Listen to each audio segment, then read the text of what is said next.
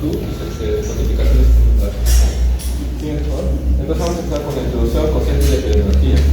Entonces, las alteraciones del tejido pélvico representan una de las condiciones crónicas más graves de la lactancia femenina, ¿no?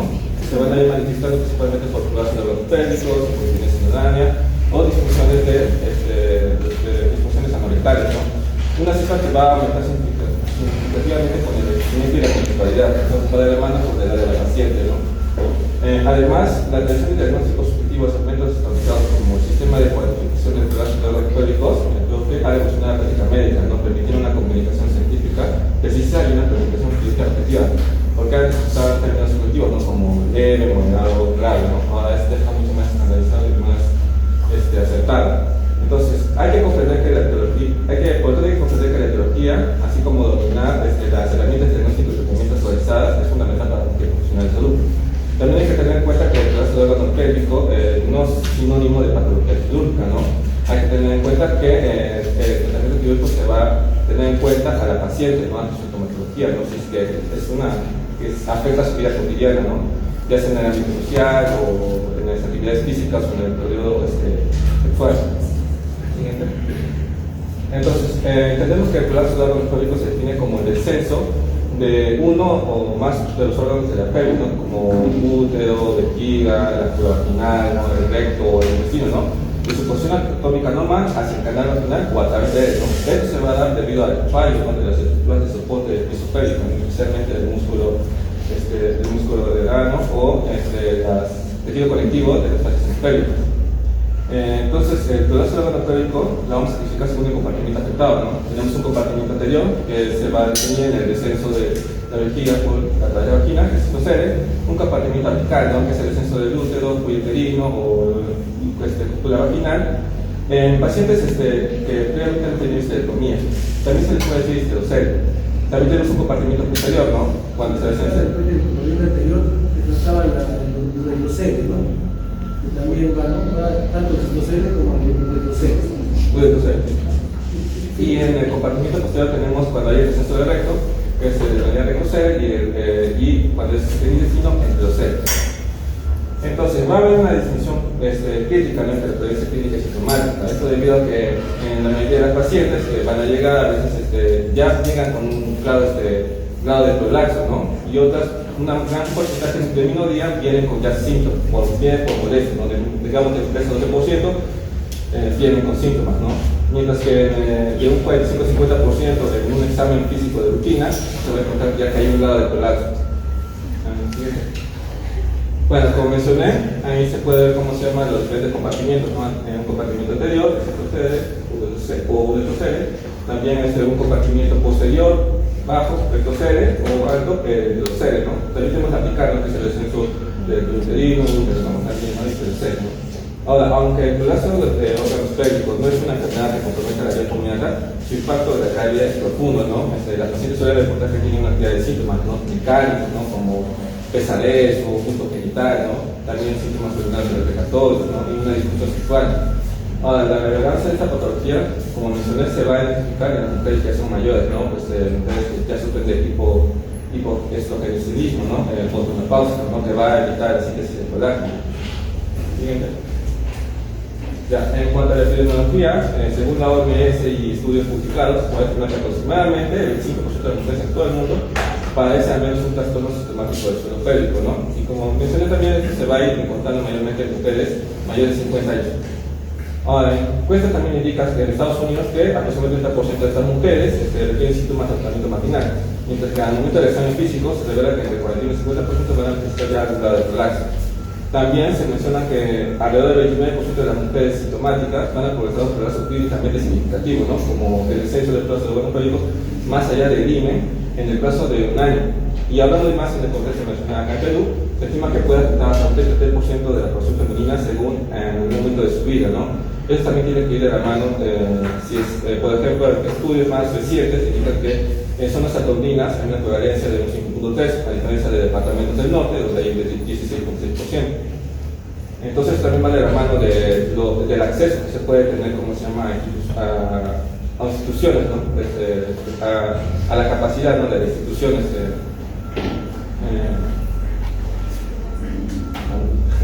Bien, la evidencia nacional también actual subraya que la paciente peruana, como colapso de órgano pélvico, suele tener una edad media de 53 a 55 años, ¿no? Él también va de la mano como factores como la multiparidad y el parto vaginal, ¿no? Donde un 72% indica que ha tenido ya 2 partos previos. Y también como las zonas de pie, ¿no? Zona rural, zona urbana, y también los factores como la comorbilidad, ¿no? Como el seguimiento y la obesidad, ¿no? Que tiende a llegar. ¿Sí? Buenas tardes a todos, ¿cómo está, doctor? Bueno, ahora vamos a hablar acerca de la etiología y los factores de riesgo en las alteraciones del piso pélvico. Podemos llamarlo que es un problema de salud pública, ya que como las estructuras que están dentro del piso pélvico son complejas, tienen músculos, tienen fascia, tienen ligamentos, y estos van a hacer que brinden un soporte y participan en funciones que son muy importantes como las funciones urinarias, las funciones defecatorias y sexuales. Cualquier alteración en esto va a repercutir un impacto directo en la calidad de vida de la persona que lo tenga. En cuanto a la etiología, vamos a ver primero que puede haber un daño muscular. El músculo elevador del ano es el principal soporte que es dinámico y durante el embarazo realmente puede sufrir alteraciones como por ejemplo una distensión que sea excesiva, una abulsión o que haya un desprendimiento de la estructura ósea o un desgarro que va a ser directo. En cuanto a las lesiones neurológicas, acá vamos a hablar directamente del nervio pudendo, que es fundamental para la inervación motor y sensitiva del piso pélvico. Es así que un estiramiento prolongado, generalmente durante el trabajo de parto, va a ocasionar que haya una debilidad muscular, que haya una disminución del tono esfinteriano, que haya alteraciones en el piso pélvico y que también puede haber incontinencia tanto urinaria como fecal. ¿Siguiente? Asimismo, las alteraciones del tejido conectivo. Esto mayormente se va a referir a los ligamentos como los úteros sacros, los cardinales, las fascias endopélvicas, que estas mayormente están compuestas de colágeno y elastina. Estas son las responsables que van a hacer el soporte estructural. Si tenemos cualquier lesión, tanto de colágeno como de elastina, entonces vamos a favorecer o vamos a predisponer que pueda haber un prolapso. Entonces, ¿a cuál nos referimos exactamente? Disminución de colágeno tipo 1, alteración de las fibras elásticas o un incremento de la degradación extracelular. En cuanto al hipoestrogenismo, como sabemos que esto está asociado mayormente a la menopausia, que va a haber un déficit del estrógeno, entonces a esto vamos a sumar que haya atrofia urogenital, que haya disminución de colágeno, reducción en el trofismo muscular y pérdida en la elasticidad tisular.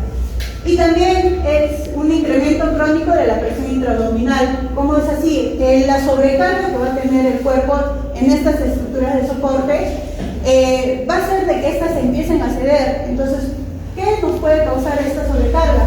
La obesidad, la tos crónica, estreñimiento, las personas que levantan exceso de peso y enfermedades pulmonares crónicas. Ahora, en cuanto a los factores de riesgo, vamos a dividirlos en tres, ¿ya? Los factores obstétricos, los ginecológicos y los adquiridos. El mayor factor de riesgo obstétrico es el parto vaginal, porque sabemos que durante la expulsión va a haber una distensión muscular extrema, va a haber una compresión nerviosa, una lesión de la fascia y también una abducción del elevador del ano. Entonces, esta combinación de estos 4 factores va a hacer que el riesgo aumente. ¿Cómo así? Por ejemplo, cuando hay un parto instrumentado, cuando la paciente tiene un trabajo de parto que sea prolongado, cuando hay macrosomía fetal, mayormente elevado a los 4 kilos del feto o del recién nacido y un periodo expulsivo que va a ser prolongado. Entonces, se sabe que hay mayor riesgo de que haya un prolapso cuando hay un parto vaginal que obviamente es una cesárea. La multiparidad. Cada parto en una mujer va a aumentar el riesgo de que haya una lesión en el piso pélvico y es así que, por ejemplo, va a causar mayor debilidad muscular, mayor daño en la fascia y mayor prevalencia de prolapso. Como podemos ver acá, es el cuello uterino de una primípara, que lo vemos que es un poco más estrecho. En cambio, la multípara, con cada embarazo que tiene, el cuello va a ir ensanchando más y esto va a ocasionar de que ella tenga una mayor predisposición, una alteración del piso pélvico. Bien. El parto instrumentado, que afortunadamente ya no se usa, pero el uso de forceps causaba lesiones en el elevador del ano, causaba también neuropatía del pudendo o un prolapso severo. Entonces, mientras mayor sea el trauma mecánico, entonces mayor va a ser el daño en las estructuras clínicas. La macrosomía fetal, como hablamos hace un momento, que de un niño o un recién nacido que sea por encima de los 4 kilos. La episiotomía y los desgarros perinales, que eso sí tenemos ahorita, bueno, un problema, porque como se daña el esfínter anal externo, el esfínter anal interno y los músculos perineales, esto va a favorecer a una incontinencia fetal. Como vemos, muchas veces no llega a pegar bien o a veces no se hace un buen cosido y no logra cerrar por completo. En cuanto a los factores ginecológicos y hormonales, me he mencionado hace un momento también, la menopausia y el déficit de estrógeno va a afectar la mucosa vaginal, la fase pélvica y los músculos del piso pélvico. Y esto va a incrementar el prolapso, la incontinencia y la disfunción sexual. Acá podemos ver, por ejemplo, una paciente que tiene menopausia precoz de 35 a 45 años, igual nos puede provocar que esa paciente a esa edad tenga un prolapso. La histerectomía. Acá podemos ver que está el útero antes de retirarlo. Entonces, en este caso se ha hecho una histerectomía total. Entonces, se ha extraído el útero, las trompas y los ovarios. Entonces, cuando una vez que se retira todo eso, como no hay, puede haber riesgo de que caiga el canal útero vaginal, entonces por lo cual vamos a tener un prolapso de cúpula. Bien. Factores constitucionales y genéticos. La edad avanzada siempre va a provocar que haya una degeneración muscular. Vamos a perder masa muscular. Entonces, también va a haber una disminución del colágeno y puede haber una neuropatía que sea progresiva. En cuanto a la predisposición genética, que no hay un correcto metabolismo del colágeno, que la elasticidad tisular no cumpla su función y enfermedades que sean degenerativas del tejido conectivo. Otro factor de riesgo que también es importante es la prevalencia según la raza. Por ejemplo, en mujeres asiáticas y de piel oscura tienen bajo riesgo porque ellas tienen una pelvis androide, que es un poco más estrecha, pero sin embargo las hispanas y las caucásicas tenemos una pelvis que es ginecoide, que es más ancha, y eso puede ser un factor de riesgo que haya mayor prolapso. Los factores adquiridos, la obesidad, porque eso nos va a aumentar la presión intraabdominal, la tos crónica como EPOC, asma, y las personas que son fumadoras, estreñimiento crónico, porque este va a ser un esfuerzo que va a ser repetido y esto a la larga va a causar de que podamos tener alteración del piso pélvico. También el levantamiento de peso. Si bien es cierto, es bueno el ejercicio y es bueno el levantamiento de peso, pero cuando se carga más de lo que se debería, vamos a incrementar la presión intraabdominal y vamos a debilitar las estructuras de soporte. Y también las enfermedades neurológicas como la esclerosis múltiple, la enfermedad de Parkinson y las lesiones medulares también alteran el piso pélvico. En cuanto a la anatomía funcional y fisiológica, sí. Bueno, primeramente vamos a ver las estructuras anatómicas del suelo pélvico, principalmente el triángulo rectal y el triángulo posterior, ¿no? Y en el centro del cuerpo perineo. Vamos a ver que dentro del triángulo de lo que es urogenital vamos a encontrar los músculos subocavernosos, transversos y los músculos epiccavernosos. Y en el triángulo posterior vamos a encontrar el conducto anal, el esfínter del ano y la fosa isquioanal, ¿no?, de cada lado. ¿Sí? Bueno, lo más importante de aquí debe ser el soporte muscular, lo que vienen a ser los músculos. Vamos a encontrar tres, que son los alrededor del ano. Uno, el pubo rectal, que vamos a ver que se encuentra en esa zona, donde va a formar un hiato urogenital, y otro que es el hiato anal. Principalmente vamos a ver el pubo rectal, tiene la función principal de la continencia fecal y también apoya la continencia urinaria, ¿no? En cuanto al otro vamos a ver el pubo coccígeo, también tiene función en lo que es el apoyo a la continencia urinaria, es muy importante en el parto. Es uno de los músculos que se encuentran dañados en el momento del parto, también es móvil, grueso, fuerte. Y en cuanto al tratamiento también está realizando las secreciones de Hecke. Y en cuanto a lo que es el coccígeo, vamos a ver que viene a ser lo que es el área de sostén, ya que vamos a ver que mantiene así un tono basal, ¿no? Siguiente. Bueno, en cuanto al soporte primitivo del cuerpo pélvico, sí, vamos a ver que en sí la fase endopélvica ese tejido conectivo, ¿no? Desde lo que hemos hablado superficial del suelo pélvico, que funciona es sostener y fijar las vísceras pélvicas. Vamos a ver acá, ¿no? Como el músculo liso, lo que es el grande, los vasos de la esquina. Y dentro de esto va a haber lo que es el arco tendinoso elevador del ano, el arco tendinoso de la fascia pélvica y el arco tendinoso retrovaginal. El primero vamos a ver que se extiende, ¿no?, del pubis a lo que es la espina asiática, y sobre todo vamos a ver que sirve como lo que es el sustento, la función de sostener, ¿no?, como el origen, y viene a ser del origen desde el músculo elevador del ano. En cuanto al segundo, vamos a ver, ¿no?, que va desde el pubis en sí hasta lo que es el arco tendinoso elevador del ano. Y este funciona así como el punto de inflexión que sostiene igualmente la pared lateral de la vagina. Y el otro, el arco tendinoso retrovaginal, también se vamos a ver que conecta con lo que es el arco tendinoso de la fascia pélvica. Sí. Bueno, en cuanto a las capas de la vagina, estamos formado por lo que es la mucosa, la muscular y la adventicia. En cuanto a la mucosa, vamos a ver que la capa superficial, la capa más interna, ¿no?, compuesta por lipido, labial, solidificado. En cuanto a la muscular, la capa intermedia y la capa media, ¿sí?, la musculatura longitudinal, y acompañan así con las fibras elásticas del cuerpo.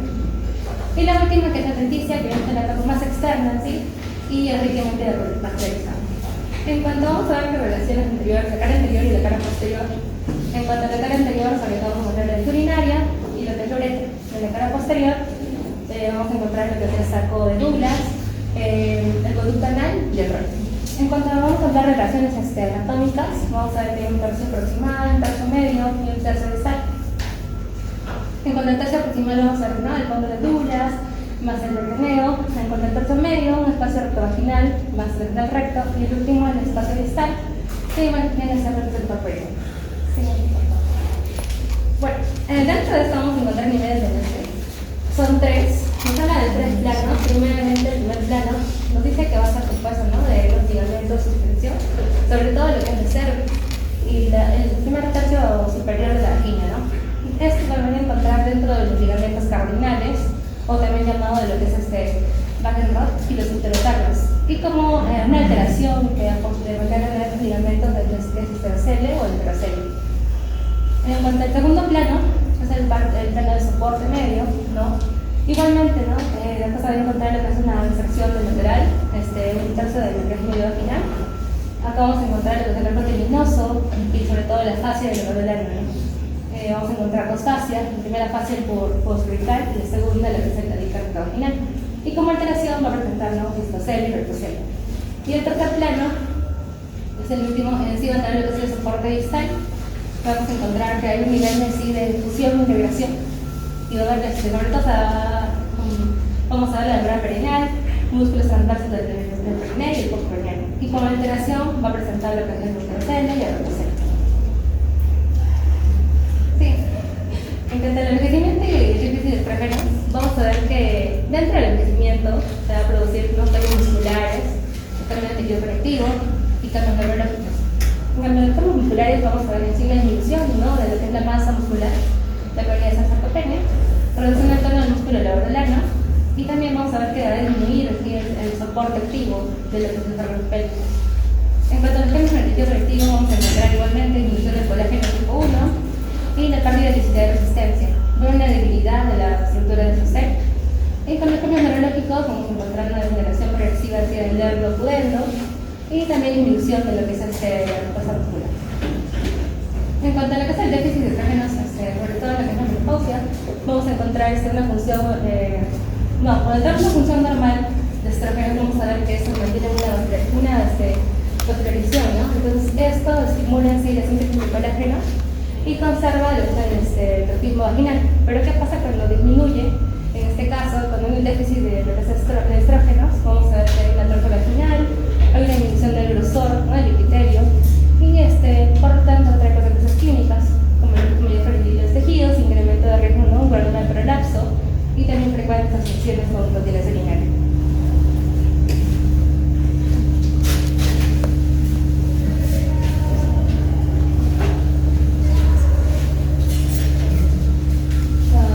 Bueno, ahora continuaremos con la clasificación y el sistema POPQ.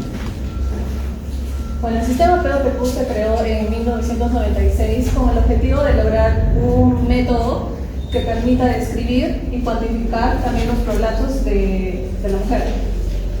Este sistema POPQ es considerado como un método objetivo, estandarizado y también reproductible, a diferencia del que se utilizaba anteriormente. Este sistema permite evaluar los distintos componentes del soporte pélvico, tomando como referencia anatómica el INE. Entonces, como podemos ver acá en la imagen, todas las estructuras y todas las mediciones que se vayan a realizar del INE hacia arriba van a tener un valor negativo, y todas las mediciones del INE hacia abajo van a tomar un valor positivo. Y estas mismas se van a expresar también en centímetros. El sistema POPQ considera 6 puntos anatómicos específicos y otros 3 puntos adicionales simplemente de referencia. Como podemos ver, hay 6 principales que se encuentran en la pared anterior vaginal, en la pared posterior y también en la región superior. Primero hablaremos sobre los que se encuentran en la pared anterior. Tenemos el punto AA. Este se encuentra a 3 centímetros por encima del INE. Es por eso que adquiere el valor de menos 3 centímetros. Siempre y cuando se trata de una mujer sin ningún prolapso. Pero cuando hay un prolapso, todas estas estructuras van a descender, por lo tanto el máximo valor que puede tener AA es más 3. Esto mismo se aplica para el punto AP. Igual está a 3 centímetros por encima del INE y en una mujer sin prolapso. Si estuviera algún prolapso, el máximo valor que puede adquirir es más 3. En el caso del punto BA, este se puede encontrar es un punto dinámico, es decir, es un punto no fijo, por lo tanto puede ubicarse a lo largo de toda la pared vaginal anterior entre este punto y el punto C. Por convención, se menciona que en todas las mujeres sin ningún prolapso, el valor normal es de menos 3. Pero si es que hubiera algún prolapso, entonces esta pared va a descender y al momento de medir, el punto o la medición va a indicar la posición más distal de producción. De la misma manera, el punto BP cumple las mismas condiciones, simplemente que se ubica en la pared posterior. También adquiere el valor de menos 3 en una mujer sin prolapso, y si es que lo hubiera, la medición va a indicar el punto más distal del prolapso. Luego tenemos el punto C, que para poder recordarlo corresponde al cervix o cuello uterino, y es la medición hacia la posición más distal. Luego también el punto D es el punto más distal del fornix posterior por fondo del saco de Douglas. Y un punto a tener en cuenta en este caso es que aquellas mujeres que no tienen útero, este punto se va a omitir. Entonces todas estas mediciones se van a colocar en esta tabla de 3×3, donde vemos que el punto AA y el punto AP tienen el mismo valor de menos 3, una mujer sin prolapso. El punto BA y el punto BP también, y luego el punto C y el punto D. Para fines prácticos se menciona que la diferencia es de menos 2, por eso vemos esa diferencia, y todos esos valores van a tener el valor de van a tener un signo negativo porque se encuentra por encima del INE. Luego los otros 3 puntos adicionales de referencia son el hiato genital, el cuerpo perineal y la longitud vaginal total.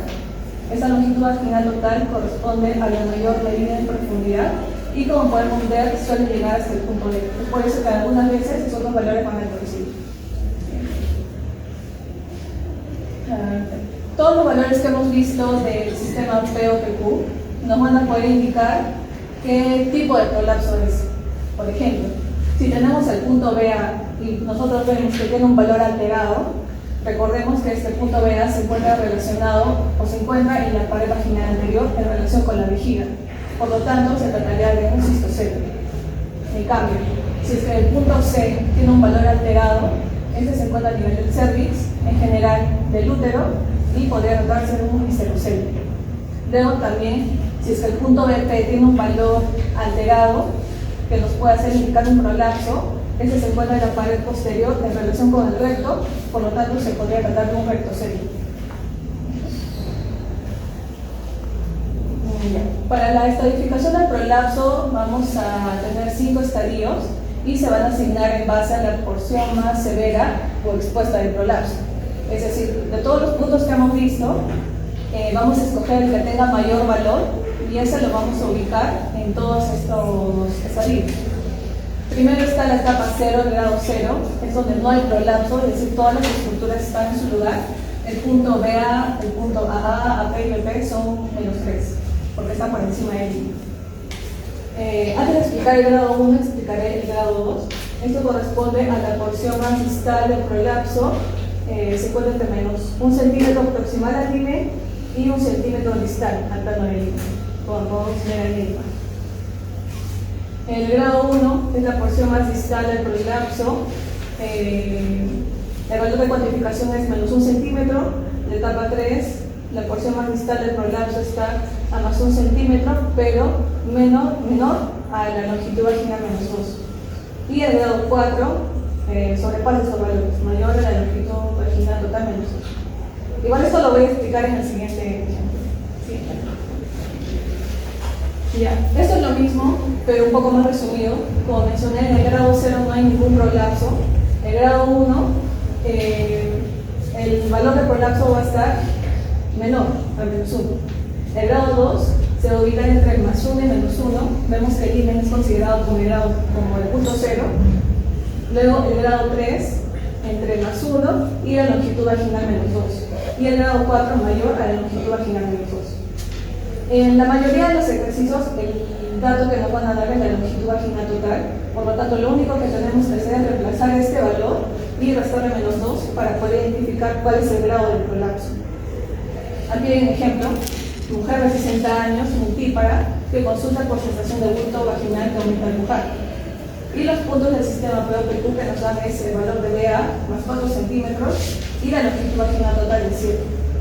Entonces, lo primero es tomar este valor y restar -2, en este caso 5, y luego ubicamos el valor de BA. Y vemos que el +4 se encuentra entre +1 y +5. Por lo tanto, el grado de este prolapso sería un grado 3. Pero para poder identificar qué estructura es la que se encuentra alterada, vemos que, o recordamos que el punto BA se encontraba en la pared anterior, vaginal, relacionada con la vejiga. Por lo tanto, sería un prolapso grado 3 de tipo cistocélico.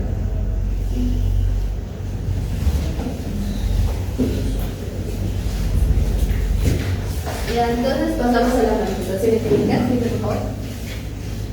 Primero hay que tener en cuenta que la mayoría de mujeres que tienen un prolapso genital en general son asintomáticas, son mujeres mayores de 40 años. Incluso se menciona que las mujeres que son multíparas que tienen mayores de 40 años, en un 50-60% tienen algún grado de prolapso genital, aunque en su mayoría son grados leves. Y esto se nota cuando vemos las diferencias en la prevalencia según lo que ellas sienten a lo que en realidad tienen. Porque cuando ellas sienten, generalmente se saca que la prevalencia es de 3-12%. En cambio, cuando se ve en realidad el plural prolapso, en realidad hasta las mujeres pueden tener hasta un 30, hasta un 90% pueden tener algún grado de prolapso. Entonces, ¿qué síntoma es más frecuente? Es que sea asintomático y no le genere ninguna molestia en su vida diaria. Ahora, tenemos el síntoma más específico, que es la sensación de bulto que sobresale o llega al intestino vaginal. Entonces, el síntoma más específico es que sea un prolapso de grado 2 y es por eso que vienen a consulta generalmente, por el síntoma de abultamiento, pero el prolapso no se encasilla solamente a esa sensación de abultamiento, esa sensación de pesadez abdominal, sino que también tiene otros síntomas, un espectro tal de síntomas. Entonces, ¿cuáles son estos síntomas? Son síntomas urinarios, síntomas intestinales, síntomas sexuales y otros como dolor. Generalmente no tienen sangrado, ¿por qué? Porque son mujeres menopáusicas. Si tienen sangrado, se tendría que buscar otra causa de esto. Es importante resaltar que los síntomas de estas mujeres son dinámicos. Como se mencionó, el prolapso en realidad también es correlacional al grado de aumento de la presión intraabdominal. Entonces, como esta sensación de bulto va a aumentar a lo largo del día mientras hace más ejercicio o mientras carga más cosas.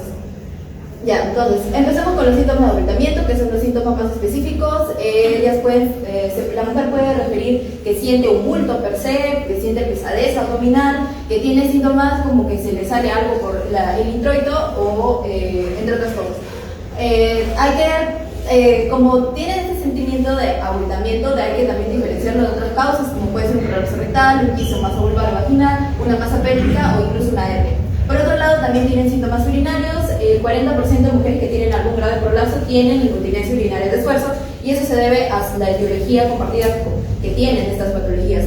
Por ejemplo, en la incontinencia urinaria de fuerza, por ejemplo, las mujeres después dicen que mientras tosen o hacen algún aumento de la presión abdominal súbita, se les escapa la orina. También pueden tener síntomas como coleturia, urgencia urinaria, sensación de vacío incompleto. Incluso menciona de que para poder orinar completamente tienen que hacer maniobras como que presionarse a nivel del periné. Y la reducción manual del prolapso para iniciar o completar la nutrición. ¿Con qué otros diagnósticos diferenciales se puede correlacionar eso? Con incontinencia urinaria de urgencia per se, una vejiga neurogénica, cistitis intersticial, infecciones urinarias, obstrucción del cuello vesical. Sí, mejor. Ya, en cuanto a los síntomas intestinales, pueden tener incontinencia para flatos, para heces, incluso pueden decir que tienen estreñimiento y después tener como que episodios de diarrea, sensación de embalsamiento incompleto, urgencia para defecar y requerir de una estimulación digital para lograr la defecación completa. Otras causas pueden ser el prolapso rectal, un síndrome colorectal, hemorroides, una neoplasia no rectal. En cuanto a síntomas sexuales, en general, esto se correlaciona más a su estado de menopausia, o sea, su estado de hipoestrogenismo, como la disparidura, disminución de la lubricación, sensibilidad y la excitación en el orgasmo, y diagnósticos de enfermedades como atrofia vaginal, síndrome del lavador del ano, la vulvodinia y otros trastornos sexual femenino. En cuanto al dolor, se puede mencionar que tienen dolor de espalda, pero no es muy frecuente encontrarlo. Y si encuentras dolor, en general tienes que hacer una correlación clínica y evaluar, buscar exactamente cuál es la causa de ese dolor. Incluso se podría hacer como que una prueba terapéutica a estas mujeres que tienen prolapso y tienen dolor de espalda, se les puede poner un pesario y a ver si en una siguiente cita mejoró su dolor y puede deberse entonces ese dolor es por el prolapso. En cambio, si no mejora, probablemente es por otra causa. Es importante resaltar que no, por ejemplo, se menciona que tenemos prolapso en la pared vaginal anterior, posterior y de la cúpula. Entonces, digamos, si tiene un prolapso en la pared vaginal anterior, probablemente, o sea, un cisocel, digamos, probablemente se correlacione más con síntomas urinarios, pero no solamente puede deberse a eso, sino que cualquier prolapso de cualquier pared puede darle cualquiera de estos síntomas. Ahora, los síntomas de su gravedad no siempre correlacionan bien con el procedimiento, con el padecimiento en la etapa avanzada. Por ejemplo, en el grado 4 no pueden referir síntomas mínimos y ya está todo prolapsado. El prolapso de la pared vaginal anterior, apical, posterior pueden causar síntomas similares, como mencioné, y cuando se va a iniciar a hacer un tratamiento a estas mujeres, hay que valorar en realidad cómo es que afecta este prolapso a su vida. ¿Por qué? Porque, como mencioné, la mayoría son asintomáticas y en general pueden no requerir ningún tratamiento quirúrgico, per se pueden solamente requerir ejercicios de Kegel para fortalecimiento del bíceps. ¿Sí?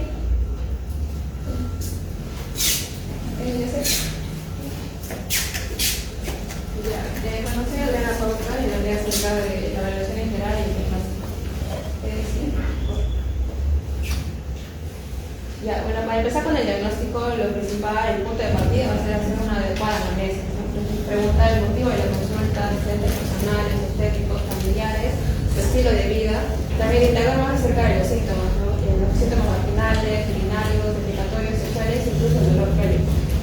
Después de haber hecho una adecuada anamnesis, pasamos a la exploración física, ¿no? Esto inicia con el paciente en una posición de litotomía, con el fin de hacer una inspección visual externa. Vamos a observar si hay alguna atrofia genital severa, si es que hay úlceras, tumoraciones, secreciones o un divertículo uretral.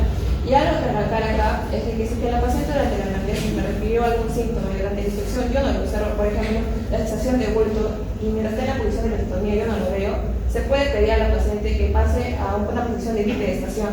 De esta manera, por área, va a ir el descenso y el prolapso y podremos notar este bulto. Siguiente, por favor.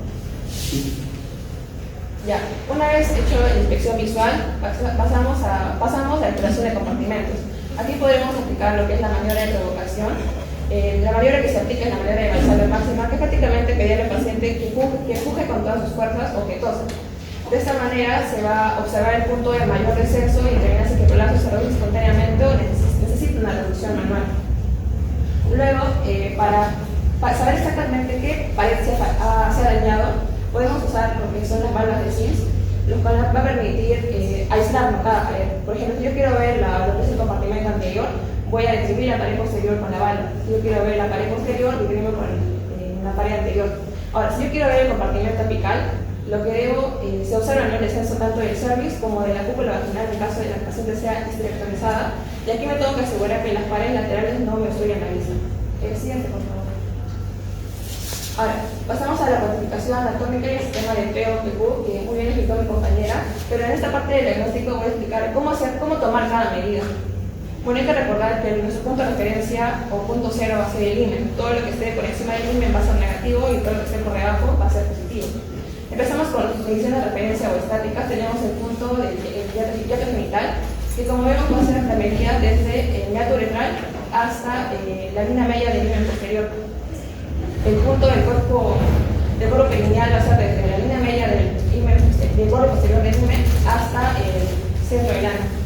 Luego la longitud total de la vagina va a ser desde el IMEN hasta la profundidad máxima de la vagina, ¿no? Siempre y cuando el prolapso se haya reducido. El siguiente, por favor. Ahora, los puntos anteriores, como el AA y el EA, lo identificamos con la A minúscula. El punto AA es un punto situado en la línea media de la pared anterior. ¿Cómo lo medimos? Va a ser a 3 centímetros del meato uretral. Su rango va a ser de -3 a +3. Ahora, el punto BA va a ser también en la pared anterior, pero es más distal, este de acá. Y la forma de poder identificarlo es que vamos a pedir a la paciente que puje. Y cuando puja, obviamente va a salir el prolapso y vamos a observar la parte más declive. Ahí tomamos la medición desde ahí hasta el IMEN. Algo que olvidé mencionar, ¿con qué medimos? Se puede usar bajalenguas gradado en centímetros, también se puede usar una sonda graduada, también se puede usar un histerómetro, ¿no? Todo lo que nos permita medir. Ahora, continuamos. Los puntos apicales. Tenemos los puntos C y el punto D. El punto C del cuello uterino va a ser tomar la medida desde el IMEN hasta la parte más distal del cuello uterino. El punto D, o también como el saco de Douglas, va a ser desde el IMEN hasta la parte, hasta la elevación del fornix posterior, que es prácticamente al lado del cuello uterino y lo más profundo que llegue a la sangre. Sí, el fondo del santo. Luego pasamos a los puntos posteriores, después con la P minúscula, el AP y el PP. La forma de medirlos es similar a los AA y el BA. Es el punto situado en la línea media de la pared posterior a 3 centímetros del IMEN, su rango es de -3 a +3. Y el punto BP va a ser igualmente en la pared posterior, pero la zona más distal. Igualmente le pido que empuje y veo la zona que tiene mayor descenso y ahí tomo la medida hasta el IMEN. Siguiente, por favor. Ahora, una vez tomadas las medidas, ahora ¿cómo identifico qué pared es la que está fallando? O sea, ¿qué estructura anatómica es la que está prolapsando? Para esto tengo que hacer un diagnóstico diferencial por pared. No toda pared anterior se relaciona a cistocele y no toda pared posterior solamente en recto. En la pared anterior hay que hacer el diagnóstico diferencial entre cistocele y cisto-uretrocele. Por ejemplo, un cistocele lo puedo identificar si es que el prolapso que yo veo tiene una rugosidad vaginal anterior. Es la característica de la pared anterior de la vagina. Y si a esto yo le pido a la paciente que puje y ante este acto la paciente pierde orina, ya me orienta que hay una hipermovilidad uretral y esto ya me puede orientar a tener un cisto-uretrocele.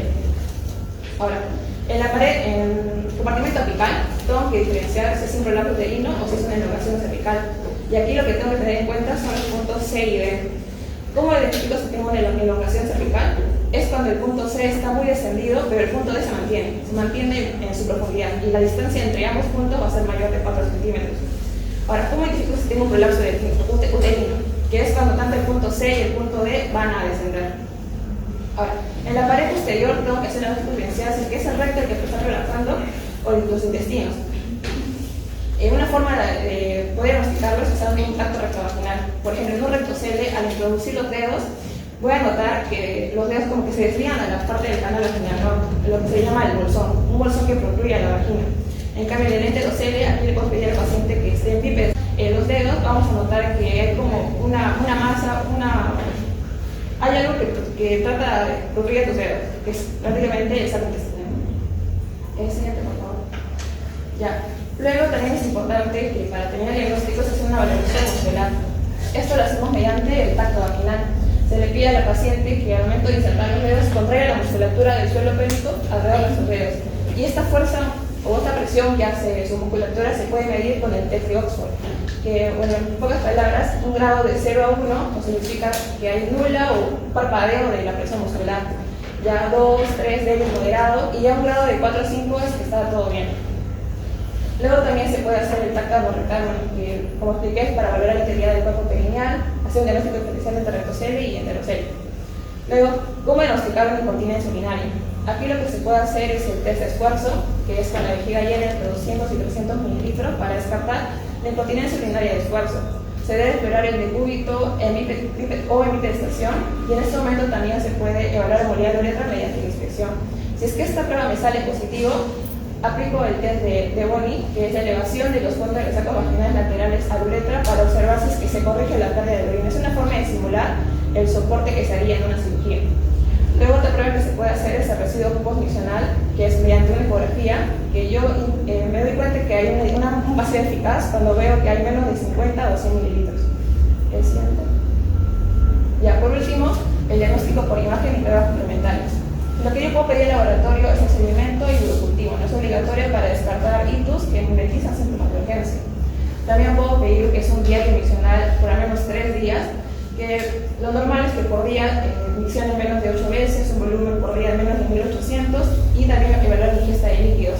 También se puede hacer un estudio urodinámico que evalúa el almacenamiento y vaciado indicado en casos mixtos o fracaso previo. También la imagen sería aquí la ecografía del suelo pélvico, ¿no? Lo que vamos a buscar es la hipermovilidad uretral, ¿no? En la ecografía se ve un desplazamiento de más de 25 milímetros y embudización del cuello vesical. También podemos controlar el vaciado, ¿no? Medir el residuo postmiccional y el grosor del detrusor, más de 5 milímetros. Y bueno, también verificar la posición de los implantes como las mallas y el esmalte.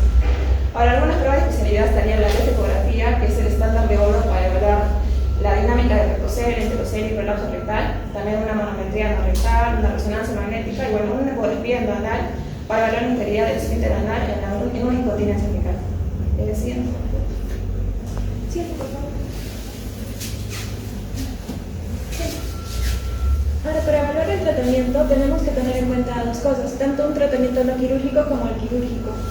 En caso del tratamiento no quirúrgico, que es más que todo, tenemos que tener en cuenta de la paciente, si es que tiene, cuál es la gravedad de los síntomas, qué edad tiene, si presenta otras comorbilidades, si presenta otros factores de recurrencia o si va a tener el deseo de tener una actividad sexual normal o si quiere conservar su fertilidad.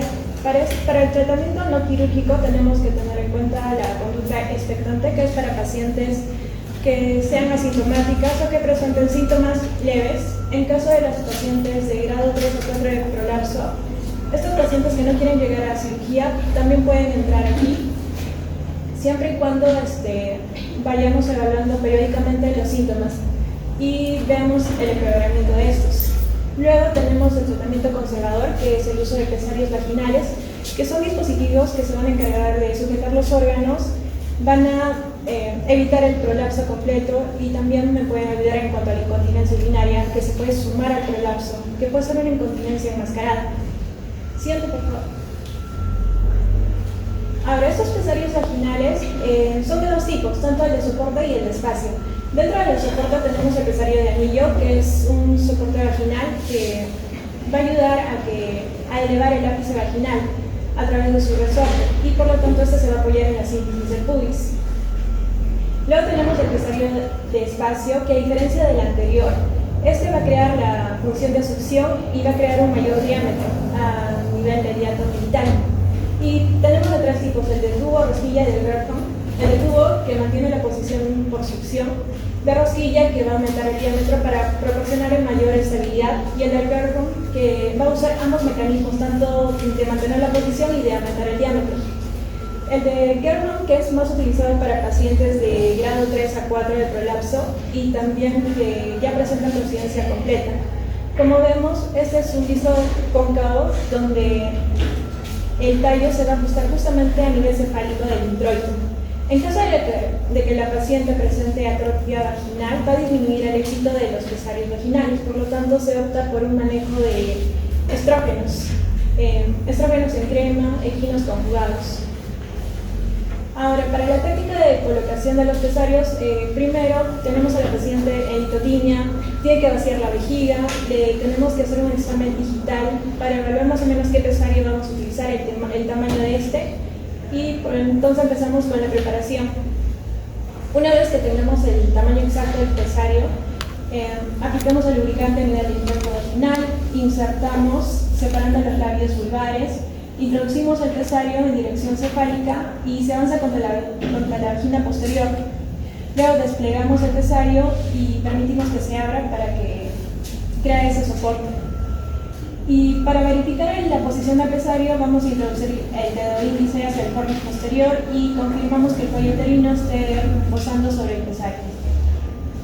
Ahora este pesario puede traernos complicaciones. El primero, que es el sangrado vaginal, que es el inicial, puede presentar hipertrofia vaginal, pero lo podemos corregir con los estrógenos equinos. Y también puede haber dolor pélvico, también erosión de otros órganos adyacentes, y para esto la solución sería retirar el pesario. Y como el pesario va a sostener todos los órganos, también va a sostener esas secreciones vaginales, lo que le va a proporcionar un mal olor a nivel vaginal. Y otro tratamiento que también es perturbante es los ejercicios de Kegel, que es el entrenamiento muscular del piso pélvico, que hay varias hipótesis, pero dicen que supuestamente puede ayudar a entrenar los músculos del piso pélvico para evitar un mayor prolapso.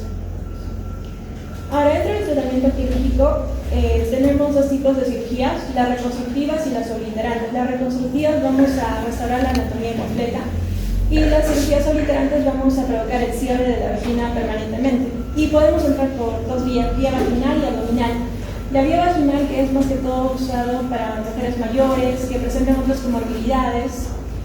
Esto además va a tener un menor tiempo de recuperación, por lo tanto es más atractiva para ellas. Y la otra es entrar por vía abdominal a través de la laparotomía o la laparoscopía, que es más usada en pacientes jóvenes o que presentan recurrencia. Siguiente, por favor. La vía vaginal es como press, ¿no? La vagina, cierro la vagina y la vagina. Es la mujer mayor, ¿no? Y ya no va a tener vida sexual. Sí. Y la vía abdominal es la corpus sacropexia, ¿no? Si la malla del sacro, levantarse la vaginal, es una musculación circular, y ya pues se levanta, ¿no? Ya con eso no se reparar el prolapso total. Prolapso total, ¿no? Sí. Entonces, para reparar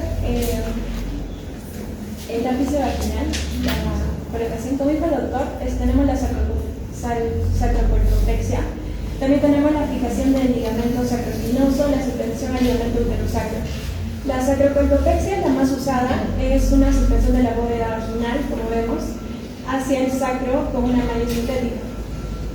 Esta va a durar mucho mejor y además que vamos a preservar la anatomía vaginal, no vamos a tener tanto daño. Y podemos entrar por vía abdominal, laparoscópica o también robótica. En caso de la fijación al ligamento sacroespinoso, es más una técnica extraperitoneal, pero acá corremos el riesgo de girar el eje de la vagina y provocar el prolapso de la pared anterior.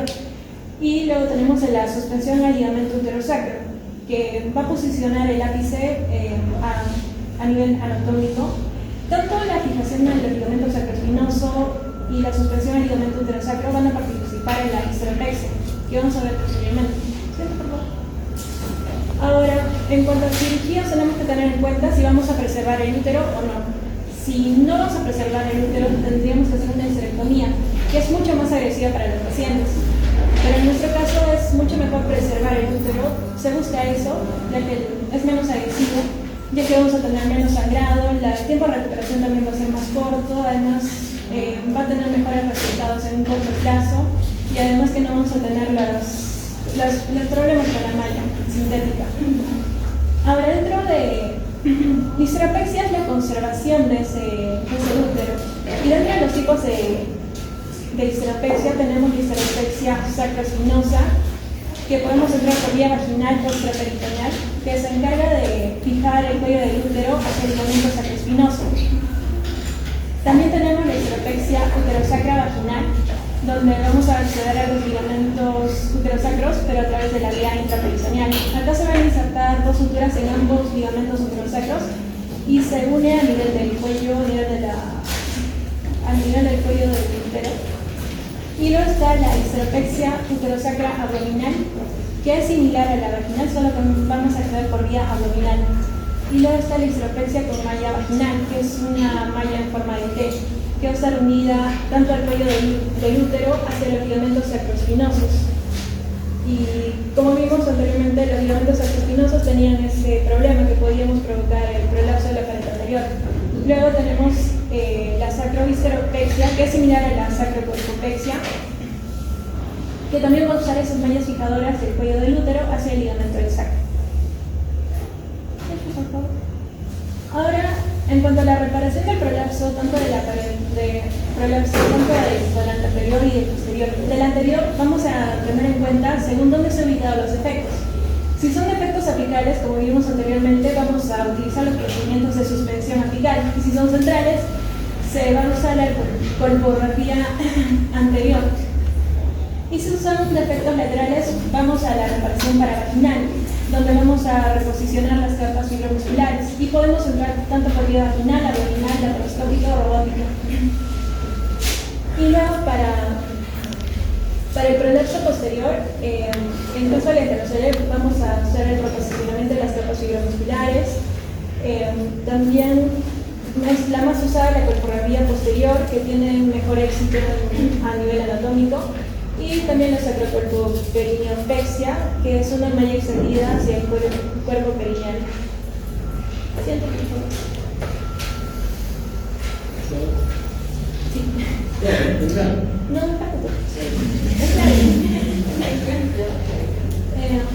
el caso de las mallas sintéticas van a ser usadas tanto en la sacrocolpopexia y también en los calastrillos. Generalmente ya no está usada la malla transvaginal, se ha prohibido por sus riesgos de erosión de cicatrices o disparemia que puede generar y el aumento de dolor. Pero en el caso de la malla sintética corremos el riesgo de erosionar la malla.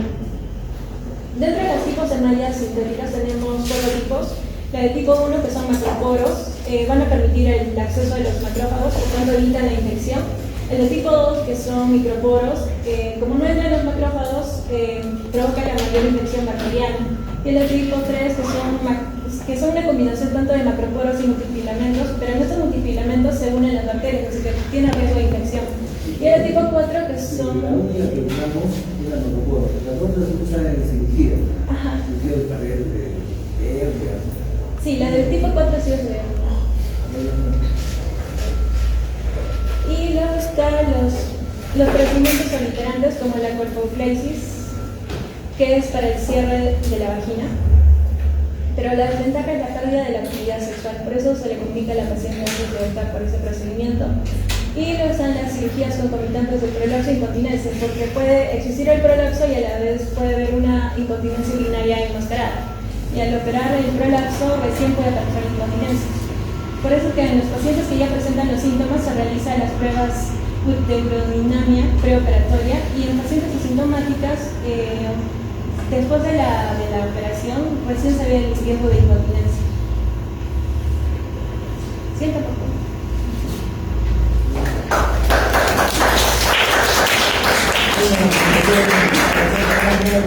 Está muy bien. Lo único que faltaba eran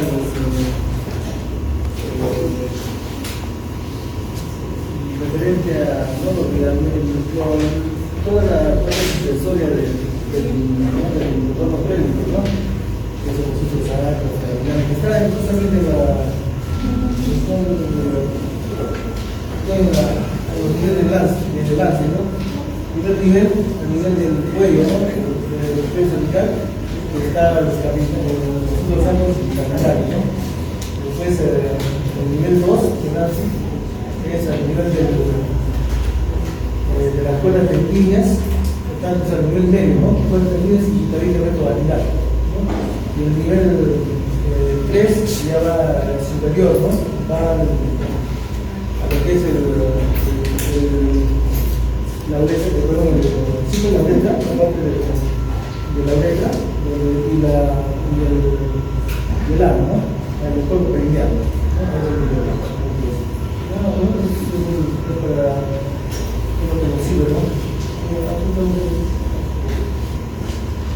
Y cuando el brazo mueve, un brazo para hacer una reparación de la parte anterior del brazo, pone el espéculo mayor de Gonzalva y si el cistocele sale rugoso, entonces el defecto es lateral, ¿no? Y si el cistocele es se llama no rugoso, sino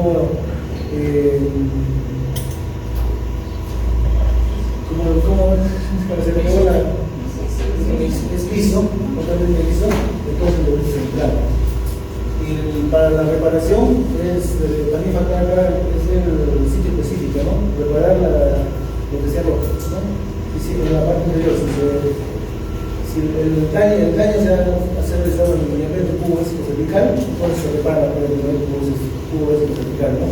Si es central, se va a hacer reparar la parte central, ¿no? Y si es lateral, las cuartas tenillas hacia el centro, ¿no? Y se repara toda la parte central, ¿no? Eso es para la vejiga.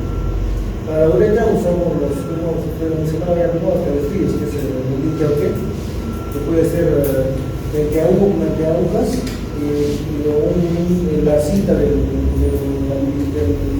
cabestrillo, que es el macroporo, se levanta hacia la parte metro medio, ¿no? Con unas agujas, ¿no? Que van hacia los que hacen línea lima, que es una pequeña malla pequeña que hace el acuerdo y vas a subir, ¿no? ¿Cómo se llama? El cabestrillo pequeñito. Lo que produce el cabestrillo es que se produce una fibrosis, ¿no? Y eso es lo que permite que levante una bastante fibrosis, más que el cabestrillo en sí que levante, ¿no? Antes se usaban otras mallas, pues. Hay un montón de mallas, ¿no? Era la Pellegil, Nazca TC, IBS posterior, o sea, pura malla. Y era bonito porque tuve ese proceso total, y con pura malla tenías una foto, después y después de una hora ya está todo su sitio. Pero después ya con el tiempo se vio que tenían problemas, ¿no? De erosiones de la malla, ¿no? Y la rechazaba la malla. Y ya más problemas, pero ya te retiraron la malla. En la actualidad ya solamente ha quedado el línea link, el acuerdo de circunferencia para la malla, y para la parte posterior no hay malla. Se cierra el tabique retrovaginal sin malla, así que específico. En la parte anterior no sigue, como el línea y el línea. Bueno, los principios vamos a tomar una pequeña preguntas. No sé si la puedes preguntar.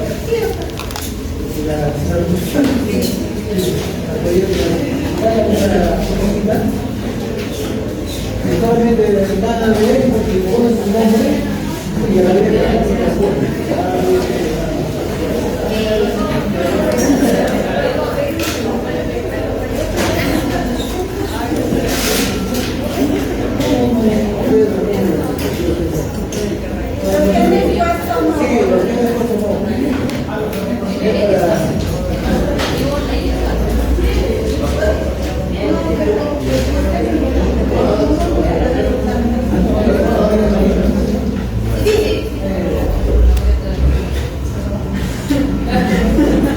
Sí.